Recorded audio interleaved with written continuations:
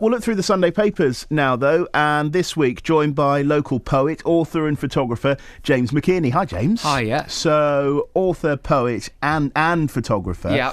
You better tell us how all of that started then. Well, I kind of started writing out of the blue. Didn't really know where it came from. Didn't learn poetry at school. We wasn't taught it. I just started kind of mixing writing with kind of songs, really. Orchestral music, instrumental film scores, and kind of started in 1998. Yeah. 1998 is when you started writing, and it's 2 books you've got published now. Well, I've got the second one's out at the end of this year. Right. There's 2 versions on Amazon and Kindle, but the second one's coming out this year. And the first one is doing pretty well online, isn't it? In Between the Lines. What's it about? Well, it's kind of a collection of love-lost poetry that I've written over the years, and kind of put it all together in one book, which, it's sold really well, and kind of got around the world as well. Is it difficult to get a book like that published? I mean, a book of poetry has got to be quite tough to sell to publishers, isn't it? Well, you'd say that in the past, but poetry is really coming back into the limelight nowadays, with the schools reintroducing it back into the schools. Kids are really getting back into it, and there's a new audience there that's really loving poetry. And also publishing on the whole has just got easier, hasn't it, with self-publishing and online retailers, and the fact that you've not got to remortgage your house to have a load of books printed anymore. No, and everyone's kind of like sharing their work. People are loving it, and then they're getting an audience, and with that audience they're asking where the book is, and then people want the book. So you're getting an audience before your book comes out to show you how well you're doing as an indicator. Does it feel as good? I mean, I know you've got tangible copies of the book. Does it feel as good knowing that it's available for download as it does walking through the living room and seeing a copy of your book on the bookshelf? I mean, the book is definitely on the bookshelf, is the thing for me. I grew up with books, went to the libraries, read books, always wanted a book on a shelf. It's kind of a bucket list thing. And to see it, on someone's shelf is more important to me than an e-book, but the e-books are selling really well, so I'm happy with that as well. And it's the way of the times. Yeah, and the book's just been featured in an American TV show, hasn't it? Yeah, in a not gone out yet. Not yet.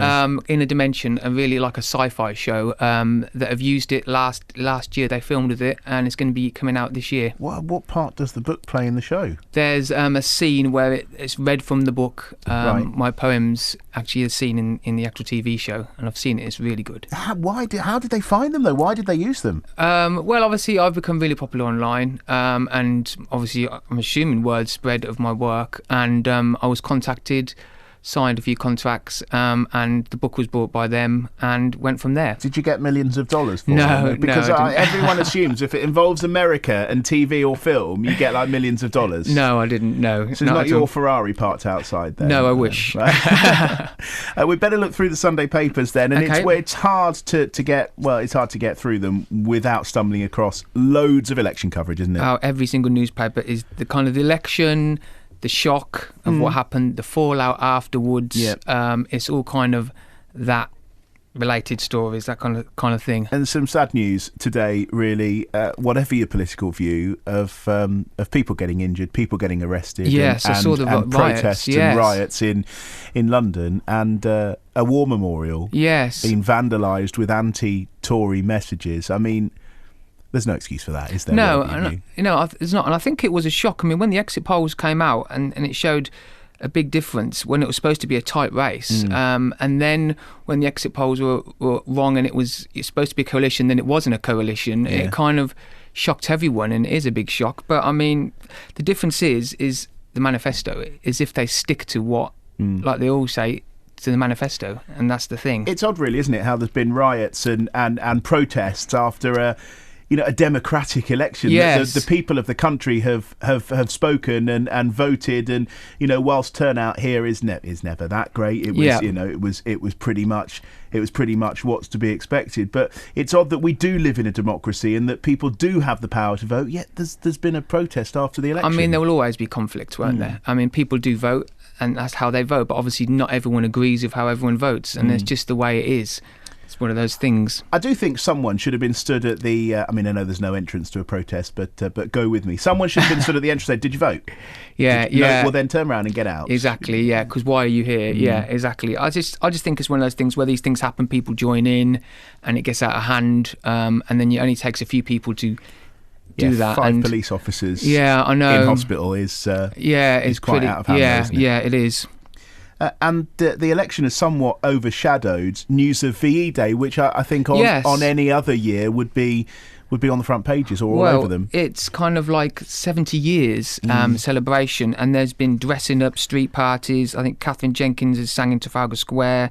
Beacons have been lit, children meeting the veterans. There's been a whole 1940s themed VE Day concert, hasn't there? Yeah, there's been amazing. Loads of, apart from the riots and everything, there's been a lot of positive stuff, and that has been shown in the newspapers, which is really nice. I think, it's natural to live in the present and get on with everyday life, but this is an epic anniversary, the 70th anniversary, and it saddens me really that we only hear the stories of heroism and the stories of loss and the massive amounts that people gave to the war effort. We only hear them on the anniversary of VE Day. I know, it's a shame. On the anniversary of the war ending or going to war, and you kind of wish that we heard them all the time, because there are fewer and fewer people that can give you a first-hand account now. And so many stories, and the people who have those stories are disappearing. So it's to wait a year, so many lives have disappeared that were involved within that time that story's lost. Loads and loads though in the papers on VE Day, which when it's such a busy news week is good in itself, isn't it? Yeah, it is. And VE Day also marks the 70th anniversary of the liberation of the Channel Islands too.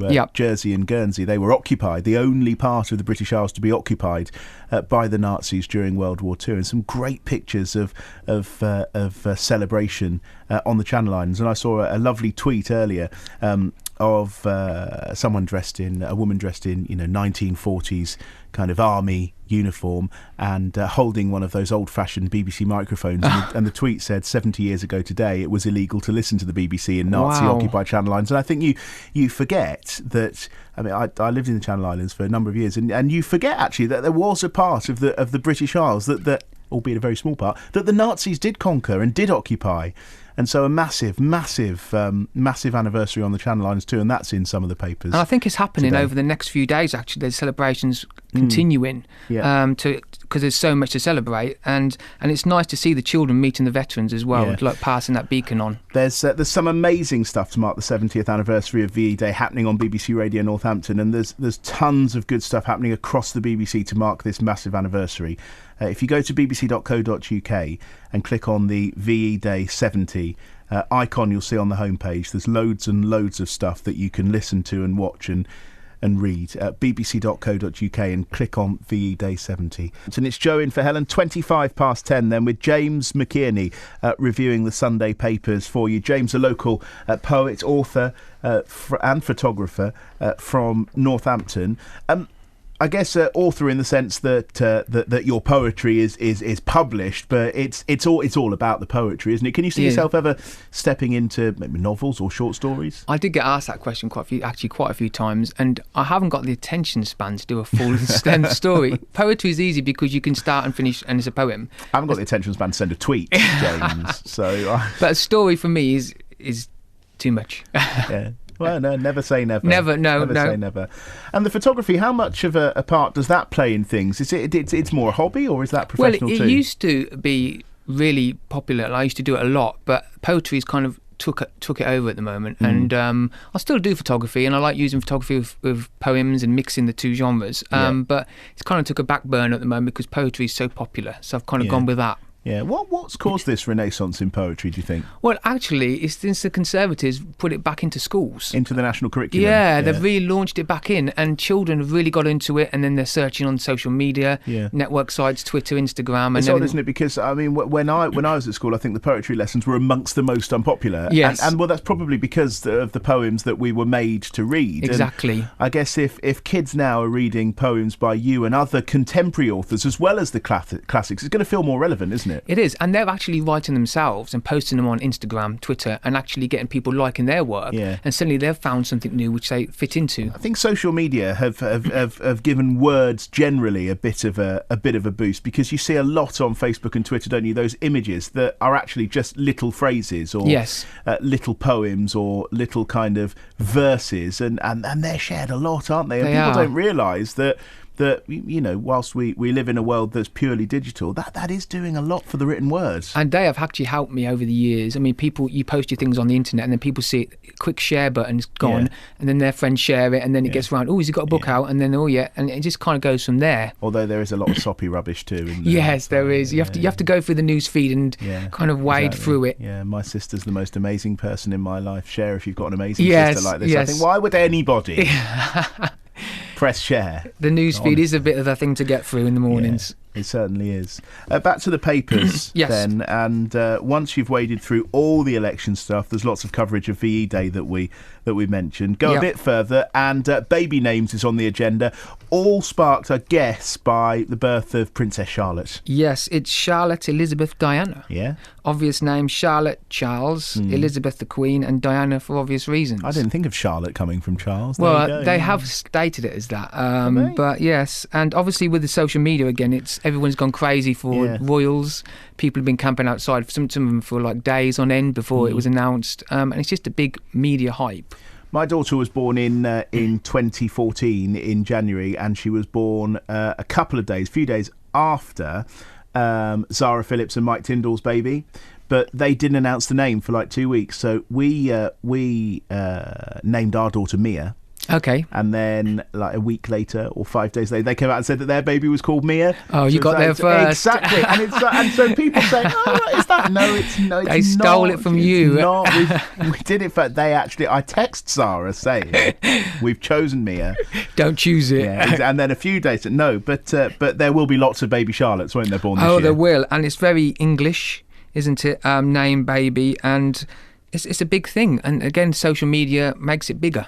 Because people obviously share it, and it's a big thing with Facebook and everything. So I think Elizabeth is one of those kind of, and Charlotte really, it's a stalwart name, isn't it? There are always Elizabeths being born, and there are always Elizabeths that are 20 and 30 and 40 and 50 and 90, aren't there? And it's very kind of like royal, isn't it? It's very royal, for obvious reasons. Yes.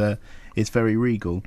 You've made it to the back pages too, where they talk about the final pages of the Premiership, but also Steven Gerrard's last major match before he retires, in inverted commas. Well, he's going to America, isn't he? LA Galaxy. It's something like his 700th game, and they're playing. He's playing against Chelsea today, and it's his last major game in the Premier League, and the Premier League's almost over anyway. So a lot of the teams are kind of like battling to avoid relegation. And then the top teams are battling to get into the, where they're trying to get in. And Manchester, I think, are about fourth at the moment. I think if you're going to, because he did kind of semi-announce it as a retirement, didn't he? You should at least leave like a week before you go to Los Angeles. But he'll start his career with LA Galaxy, following in the footsteps of David Beckham, playing lower profile games and probably not winning as much, but earning 92 times as much. And it's called soccer over there. Yeah, exactly. If LA Galaxy want me, then feel free. I mean, I'd be a good goalie because I'd cover 3/4 of it, really, wouldn't I? It'd be quite good. I mean, there's a lot of sport this weekend. There's a Spanish Grand Prix. The Players' Championship in golf is still going on, and it's just so many things going on this weekend with sport today, really. Yeah, and of course we have local cricket later on as well that we'll be talking about here on BBC Radio Northampton. All the action against Derbyshire in the County Championship derby from 5 o'clock here. We'll be live with Chris Edgerton, our cricket commentator, a bit later on to preview that. And just finally, James, X Factor makes it into the papers because, well, depending which paper you read, Louis Walsh and Mel B have either been axed or they've decided to leave. Now, Louis Walsh did say after the last series that he wasn't sure whether he'd come back. But, I mean, he's been there 11 years since the beginning. And I think Simon Cowell actually rang him. He's been going for 11 years. Yeah, well, Simon Cowell rang him and spoke to him and asked if he could step down. I think Louis kind of said yes. So because they've had bad ratings on the last show, so it's kind of gone that way. Because and it's boring. Yeah, it's not Louis Walsh. Well, a bookie's favourite is another Louis Tomlinson from One Direction. Oh, right. Okay. He's not the one that's left One Direction, is he? It's Zayn. No. Not that I know anything about One Direction at all, but Zayn left. So Louis Tomlinson is a favourite, but there's two spaces to fill. So Louis Tomlinson, who's been a pop star for about 6 months, and came from the is now qualified to be a judge. Yes, apparently in music. Yeah. Do we know who's going to replace Mel B? We don't, but they're obviously Cheryl and Simon are back. Oh, good. Good. Yes. and they need 2 others. So Louis is in for the job. Thanks for coming in today. It's been lovely to talk to you and lovely flicking through the Sunday papers with you. If you want to find out more about James McInerney, you have a website, don't you? I do. If you go to Google and just type James McInerney's McInerney and put Wix after it, Wix, it comes up me. And the debut book, In Between the Lines, available on Kindle and Kobo and Amazon and all those various other things. And you've got a book signing coming up, haven't you? Yeah, the 1st of August at Abington Library. And the new book out later this year? About December time. And I mentioned too, you're very busy, James. Yes. That the book has been featured in an American TV show which will be aired later this year. It's kind of a sci-fi thing. Yep. And they use the book in a few scenes. That'll also be available on Netflix. What's it called? Inner Dimension. So if you're a Netflix subscriber, you'll be able to watch Inner Dimension too.